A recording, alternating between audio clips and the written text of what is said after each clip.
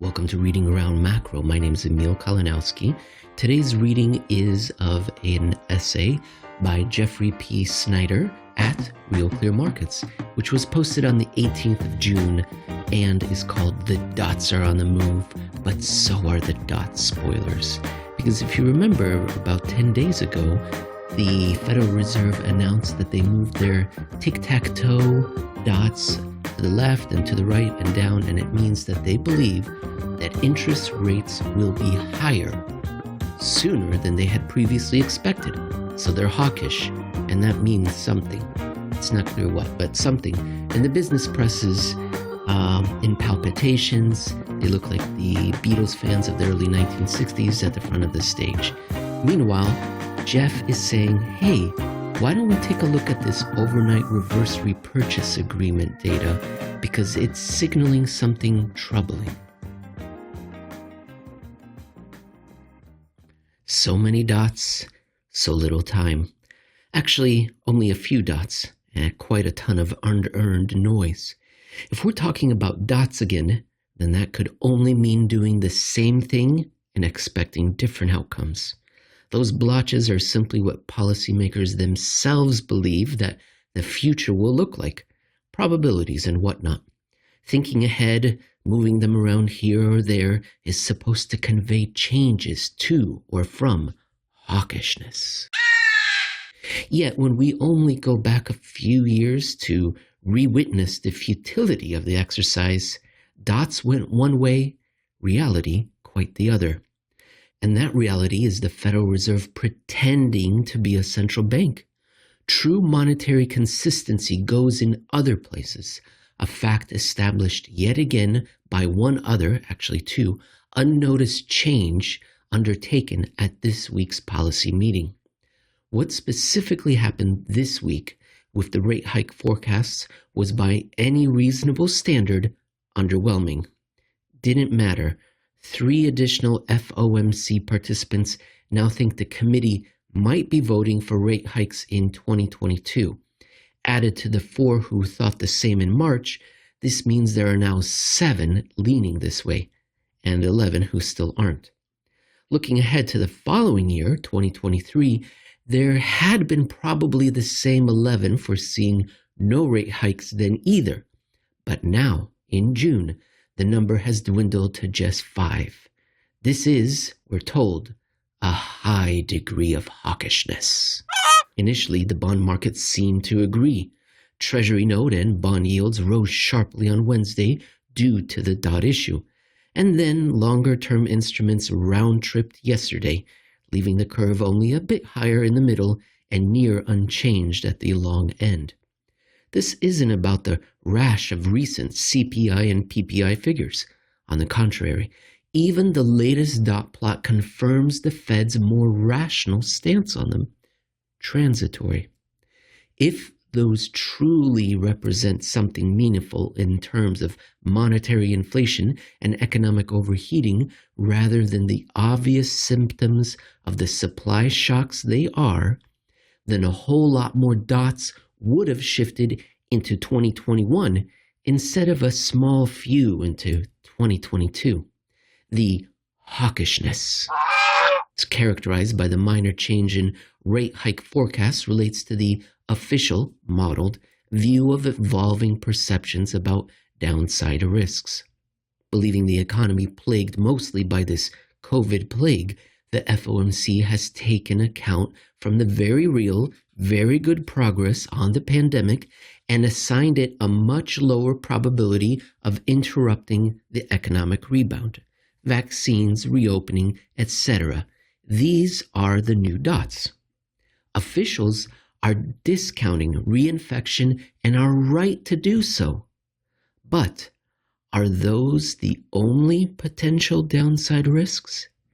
We've asked this question many times over the last 13 years since August 2007. Those at the Fed say, nah, that's all there is to worry about. Monetary policy has fixed any other lingering issues.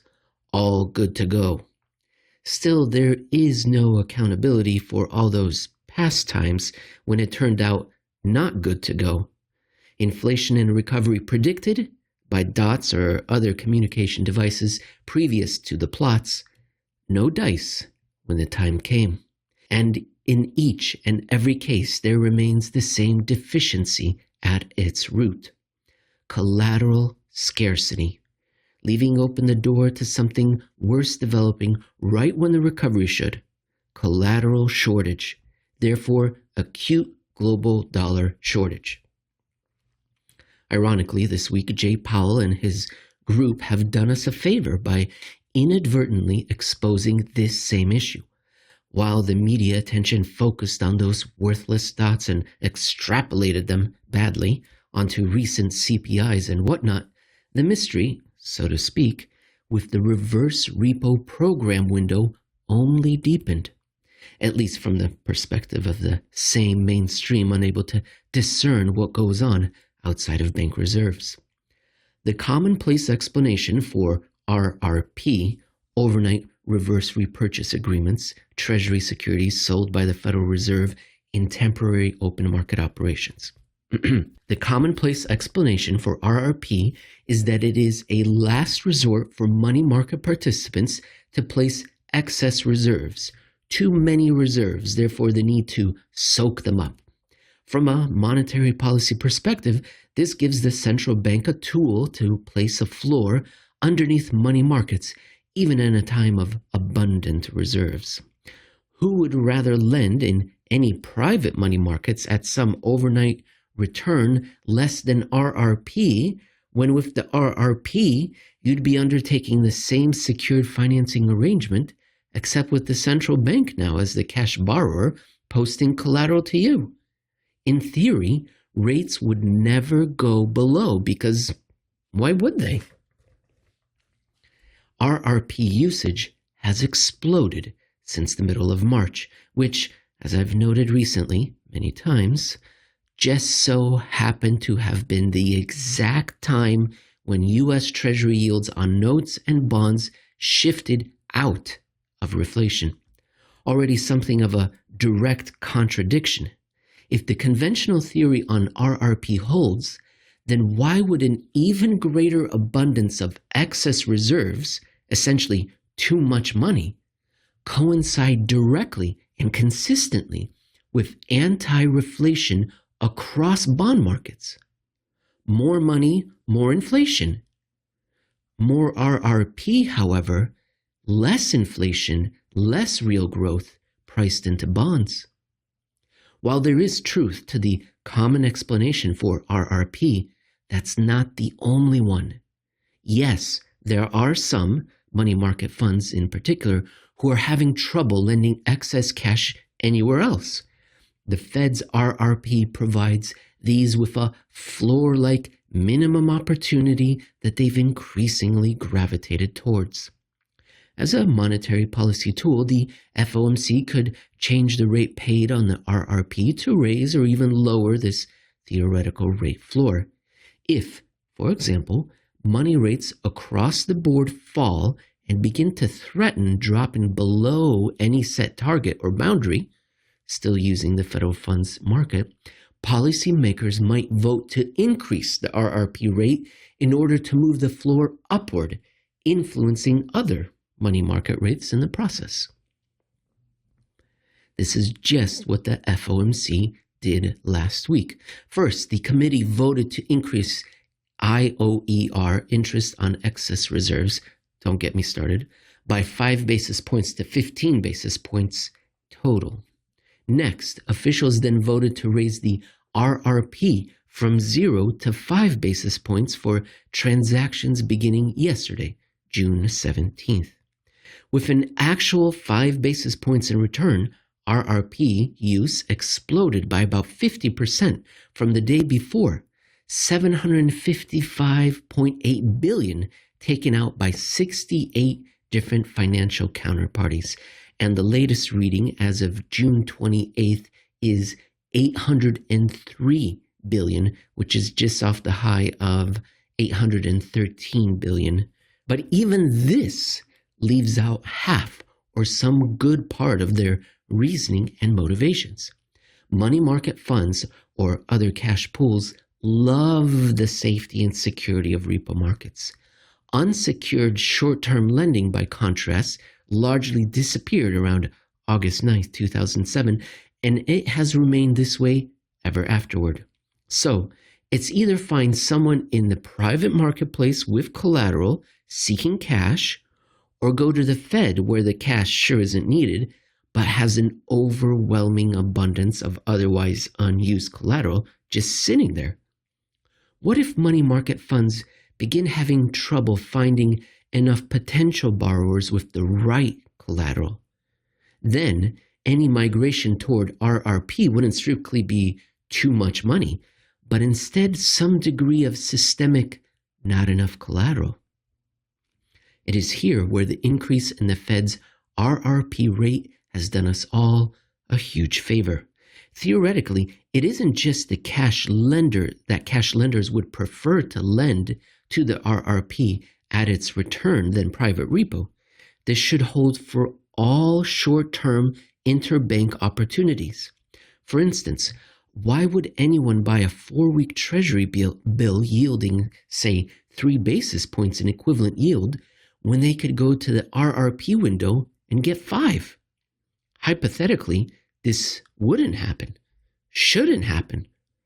Think about it from the perspective of the cash lender facing these alternatives.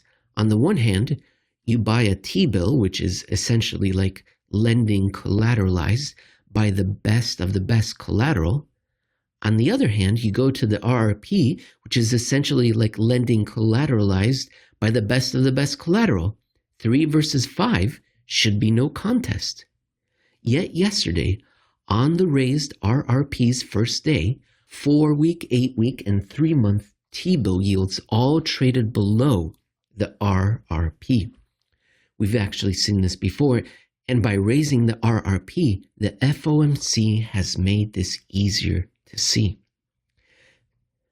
This is the same imbalance as had become commonplace during the last inflation hysteria a few years back during 2017's global synchronized growth. The latter slogan was used frequently to convey the same thing as the Federal Reserve's looming quantitative tightening. For the first time since the 2008 crisis, the economy and financial system had been fully fixed, leaving nothing in the way of full and complete inflationary recovery. No more false dawns. While all that talk was going on at the surface, underneath, Treasury bill yields had defied the RRP consistently. How else can anyone explain such a premium on Treasury bills that they would price at a return less than the RRP? That's really the whole thing in a nutshell. Overpricing specific financial instruments when compared to something that is intended to make such overpricing impossible. There must be some other value or valuable utility, one that has become increasingly more valuable about Treasury bills. Again, collateral scarcity. It was obvious back in 2017, having written the following in June of that year, when T-bill yields didn't just drop a few bips below RRP, they truly sunk underneath.